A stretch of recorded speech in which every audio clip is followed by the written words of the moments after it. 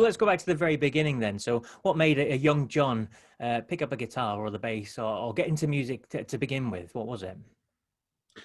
Well, I think that I want to. I'm asked this question quite a lot actually, and it's a difficult one to answer because um, I remember wanting a guitar when I was very young, and I'm not quite sure. I can't really remember why, apart from the fact that I used to listen to. Uh, there weren't many radio stations in those days. In the sort of early 60s or late 50s, really, because I was about 10 or 11 when I started really listening to music slightly differently, I thought, than other people. And I wasn't quite sure why that was happening, but I found it exciting as a child. And then uh, so things sort of developed a bit where I I wanted to sort of play the guitar. So I was sort of begging my parents to buy me something, but of course they knew nothing about music, didn't really have an awful lot of interest in music per se. Um, and I ended up finding an old beat up Rossetti Lucky Seven in a shop in the local town, which was virtually unplayable if I remember rightly. But I played this thing to my fingers ached to try and get some sense out of it, and sort of fell in love with the whole idea of music and guitar playing really. And then sort of it develops from there. You just start to listen to music in a different kind of way, and um, just really want to be part of that sort of energy, I think. And it just grabs some people in a big way and other people in not such a big way, I think. And that's the conclusion I've come to in life. It's important for some and not so important for others. Definitely. And obviously we all know you from Dire Straits, but were you in bands previous to that when you were a bit younger? Oh yeah,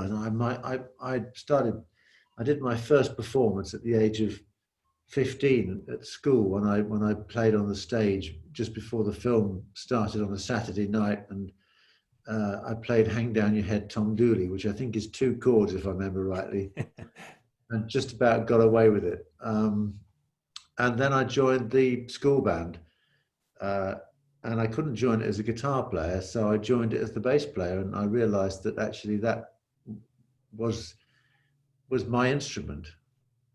And I Perfect. So think if you discover that early on, then you know where you fit into the scheme of things a bit easier. So I've always seen myself as part of the engine room in a group, despite the fact that I write on the piano and the guitar myself and play a little bit. I feel my heart is really in that area. with the bass. So how did you then join Dire Straits? How did Dire Straits become a thing? How did the band form? Life's a series of circumstances. I've come to the conclusion, and uh, you have choices in your life where you put yourself maybe slightly at risk of things going wrong, or you take the safe road. And I've always taken a slightly um, unsafe approach to things. I'm probably a bit safer now than I used to be, but when I was younger, I would take risks. And so I went to college late and ended up in a council flat, and David Knopfler became my flatmate. And as a consequence of that, I met his mate Mark. And we just got on very well, and we shared the same interest in music, which is very important when you want to try and play together. You've got to have a love of the thing that that obsesses you. So that was kind of it was an easy relationship to get into, and it's still a great pleasure today. So it's lasted for 43 years so far. Indeed. And then we started playing together in the band. We got Pick Withers in as a drummer. It's a big story. I mean, it's difficult to put it into simplistic sort of sound bites, but you find people you want to spend time with and who you want to play with, and it's really as simple as that. Indeed, alchemy, indeed. You spoke about you had the same sort of musical taste as Mark then at the time. Now, back in the mid to late 70s, it was all punk was coming through. That was big. So what were you guys listening to? Well, we shared a love of people like Ry Cooder, Chuck Berry, Little Feat, JJ Cale, and just quite a lot of American music, I think. And of course, we'd grown up with the Beatles and the Stones and the Who, and all that lot. I mean, which was actually in the early 60s was a very exciting time. So you hang on to those early musical memories, and we were exactly the same age, so we'd grown up really, sort of alongside each other, despite the fact that he was in Newcastle and I was in Leicestershire. But I mean, we obviously were listening to the same kinds of music. And it was a wonderful time to grow up. I don't think there's ever been an explosion like there was in the early 60s, with rock and roll in the UK. And of course, now the UK is still seen as being the hotbed of invention, if you like, with music, by a lot of people in the world. Indeed. So let's cut straight through to the first album then, and the first single, Sultans of Swing. Now, bands can only really dream of having created such a song like Sultans of Swing, and that was the first one. I mean, that's pretty incredible introduction to the world, isn't it? Well, it seems that way now, but at the time it was just another song, actually. I know that it sounds rather sort of blasé, but we made this album, and Sultans of Swing was picked off it as the single, and initially it didn't really sort of take off in the UK. It took off in America first and in Europe, but the UK was a little slow with it, which didn't really make any difference at the end of the day. But suddenly everybody latched onto this song, and so we thought, oh, this it took us a bit by surprise. And of course, it's become synonymous with the whole beginnings of the band and whatever. I'd hate to think of how many times I've played it. It's got to be well over 1,000 times, I think. Crikey. Yeah, that's incredible. Maybe even more. And I still make mistakes, but never mind. We won't talk about that. We're all human. Yeah, we're all human. The first album did, it did sort of take off, and I think it took the band a bit by surprise. We had to do a lot of catching up, with playing to more people and such like, which, when you've been a little rock and roll band playing in pubs and clubs in London, suddenly you're playing in front of 1,000 people and then 2,000 people. There's a bit of a sharp learning curve. It is indeed. And obviously the band continued to grow and improve and get bigger and bigger and get more fans and bigger record sales. And then you ended up having your first #1 album in the UK anyway, with Love Over Gold back in 1982. Now, how did that feel to have a #1 album? Well, it's like #1 in anything. It feels good. I mean, there's no doubt about it. The band by this time, Love Over Gold, had got quite a following worldwide. So, we'd done a lot of work before we'd got to that particular point. So having a #1 album on top of it all was just sort of like the icing on the cake, if you like. But as I said to you earlier, we didn't really think about all that kind of stuff. It's always, numbers and figures and charts and stuff was never an obsession. It was really, okay, how are we going to play this gig? What songs are we going to play? When are we going to make the next record? And it was more approached in a more sort of artistic way, rather than a sort of like, oh, we're the biggest band on the planet kind of approach, and which is the reason why we could all still walk down the street and nobody knows who the hell you are, Although Mark's obviously a bit more recognizable than the rest of us, but if you walked into David Gilmour walking down the street, most people wouldn't know what he looked like. And and so the band's always approached the whole experience a bit like that, really.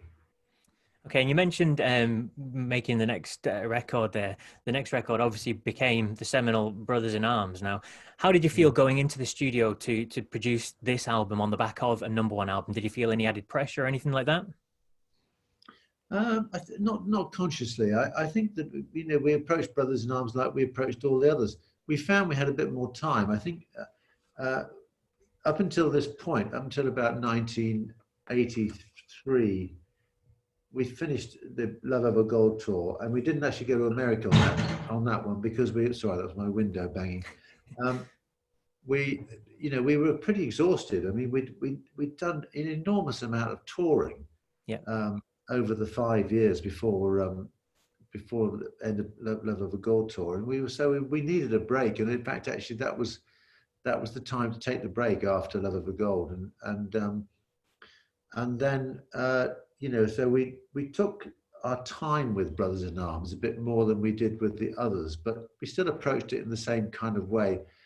Of course, Guy Fletcher had joined us on this one because we were getting a bit more into more technical keyboard stuff and what have you. And he's a whiz at all that. And of course, we had Alan Clark, who was a great keyboard player in his own right.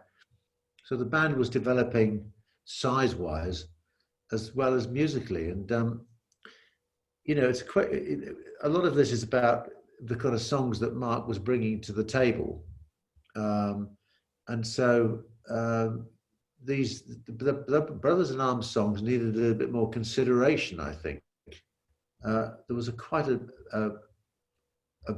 sort of depth of music on that record, which took a lot of people by surprise. And of course, technology was changing. I mean, the whole digital thing was starting. We recorded the whole thing digitally in Montserrat, you probably know,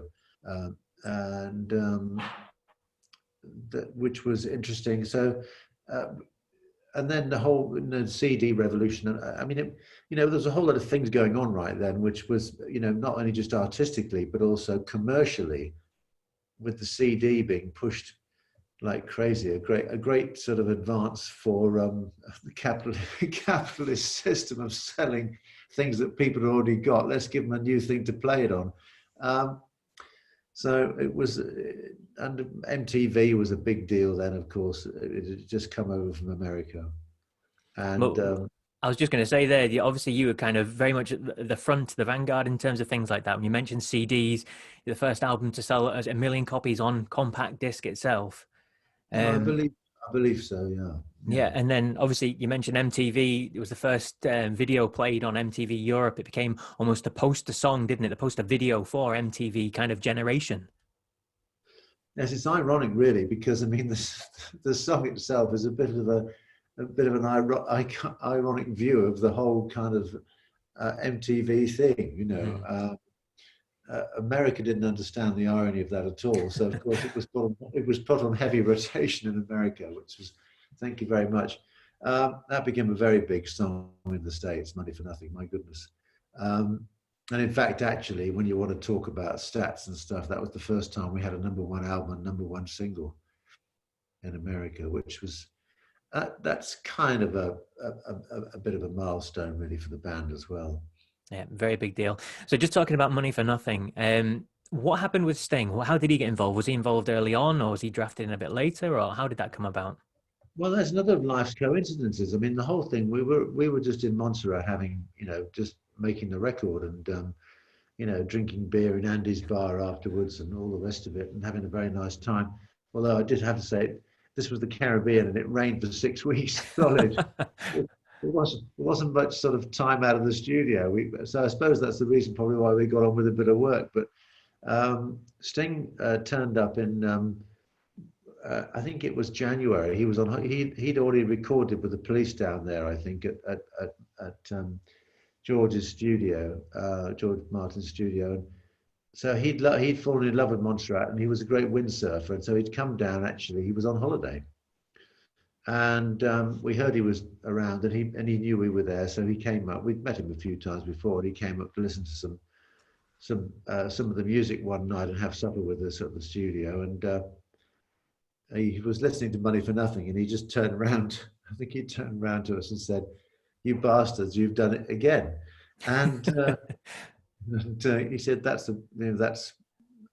fantastic. That's going to go, that one." So we thought, well, the sage has spoken. So Mark said to him, "Well, if you think it's so good, why don't you go and sing on it?" So he literally walked into the studio, got in front of a microphone, and just what you hear is what he did. He just sort of made, and then of course we tidied it up a bit afterwards, but it was a very spontaneous addition to the record, really. And it was completely unexpected. We didn't know he was going to be there, but there you are. That's how these things happen in life. Indeed, indeed. And I just want to ask you as well, is it true that Walk of Life was almost left off the album? Well, it's an interesting that one. That I mean, at the time, I don't think Neil Dorfman, who was the producer stroke engineer with Mark on the album, was terribly keen on it. He thought it was too poppy or something or whatever, not. But in effect, I think I've got a lot of respect for Neil, and he's fabulous. But I think he might have got that wrong, because I think because it was in a sense it balanced the album out. I think it gave it a very wide spectrum having that song on it. I don't think Mark will probably ever play it again. He's got a bit of an aversion to it himself now. But I have to say, whenever I play it, which I do, people really love it. I mean, and I don't like to disappoint people when I go and play. I think there's no point in going out and playing if you're just going to give people a bad time. So, but it's one of those peculiar songs which seems to have captured people. It was a massive hit in the States again, and really all over the world. So who knows? I mean, who knows about these things? I mean, if we'd left it off, nobody it would never have come to light, So I don't know. Very true. Now, on the back of that, obviously, you did another big tour. You used to doing these big tours, but this was a huge tour, wasn't it? Yeah. Something like 250 shows across the world. Now, that obviously took a bit of a toll on the band, didn't it? And it was after that tour that you guys decided to take a break, putting it politely. A slight understatement, I think, Paul. No, I think I don't think anybody can. I couldn't envisage doing that now, obviously, but I mean, at the time, there was so much energy in the band still that we were all pretty fit and getting on very well, and we had some great musicians with us. It was a wonderful tour, that the Brothers in Arms tour. We went to Jerusalem and Israel and Greece and all over the place. We played in Yugoslavia before it all collapsed. That was quite hard work. All over. I mean, we went to Sydney and the Entertainment Centre and played 23 shows in there, which has never been done before.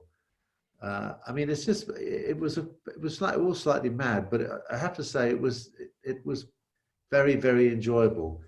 The On Every Street tour, on the other hand, really wore us out, I think, after that. I mean, you're going to get onto that, but touring was always part of the band's credentials, and we loved it. And, we had a fantastic crew and great band and great music. So there was nothing not to like, really.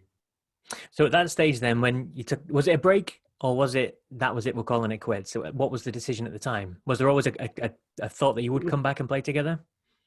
Well, we came back, of course, and did the Mandela concert in 1988, which was a celebration of his 70th birthday, if you remember. Yeah. And I didn't realize until recently that when I looked back at it, and just sort of, because we had a few people on with us. I think we had Stevie Wonder on with us, and God, who else did we have? No, you've probably got the details there. I always sort of suddenly forget things, but it was a pretty good lineup, and it was a celebration of Nelson Mandela, and whether it helped get him out of jail or not, of course, is irrelevant. But the fact of the matter is, it was a big message to the world that this was an important man, and people should take some notice of it. And that actually was sent out to 600 million people around the world, which was, when you consider that Live Aid was 1 billion, it wasn't far behind that. So we'd come together for that show, but and Eric, of course, Eric Clapton played rhythm guitar on that, which was a great pleasure, of course. And he really enjoyed playing rhythm guitar and really just letting Mark do all the work. And so that was a great pleasure for us. But I'd pretty sort of, I think if I remember rightly, I'd sort of resigned myself to the fact that we'd probably done enough. And so Mark and I were having lunch one day, I think in shortly after the Mandela concert. And I think he'd probably enjoyed getting the band back together again, to be honest.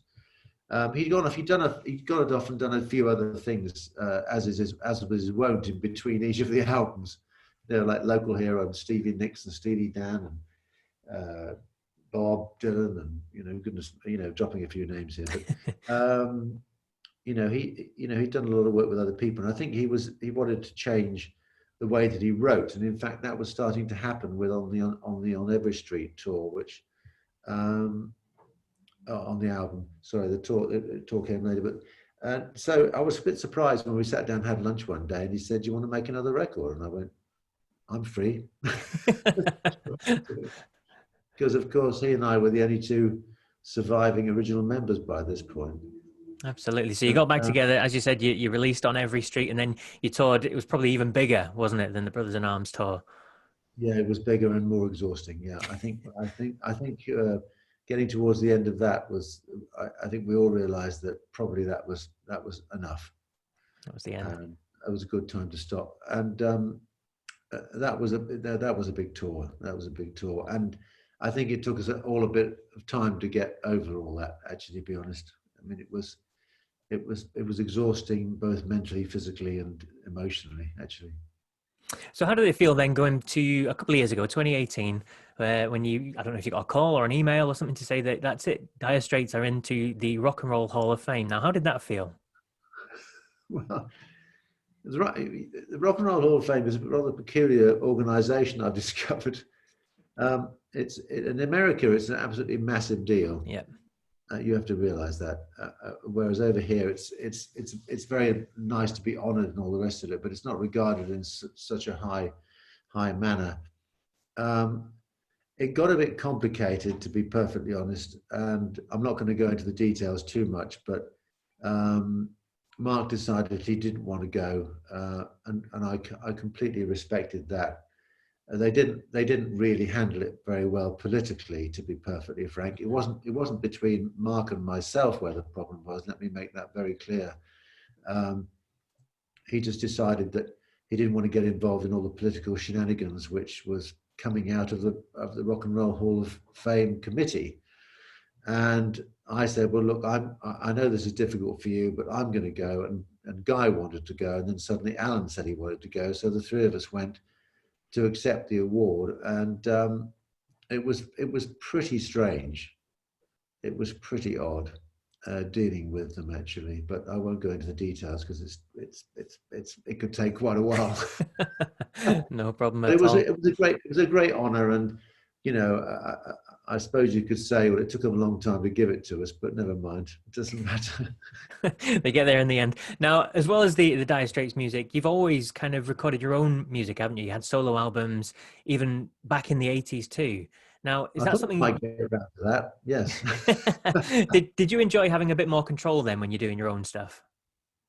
Well, it's a different kind of thing. I mean, I'd started writing in the 80s and not really spent an awful lot of energy on it because we were so busy. But when we got the break after Love of the Gold, I decided to go and put some tunes down, which I did, and really loved the process of actually, if you like, being in complete control, because there's a certain sense of democracy in the Straits, but ultimately Mark decides how this thing pans out because they're his songs. And that's always been a very respected view of anybody involved, including myself. So I know what it feels like to have complete control, and I really enjoyed that. I've enjoyed making the record. And of course, Mark played on it, and a few other people that played on it. Then the next one was Glass, which came out after the Brothers in Arms album, and that was a different kind of experience altogether. I used a producer on that who was much more electronic minded, so that was quite an interesting sort of a way of dealing with things. But yeah, I've made quite a few records now. I mean, I make one every couple of years, really. The last one coming up for air came out last year. I'm working on stuff now, so yeah. I mean, it's just a sort of thing that I love doing and trying to. I mean, it's what you would call difficult pleasure, really. It's writing. So it's something you just come up with an idea, and then you suddenly realize you've got a mass of thoughts going through your head, and somehow or other, eventually, it comes into some kind of shape. But you have to keep working at it, and sometimes you can spend a long time just finding the right word. Yeah.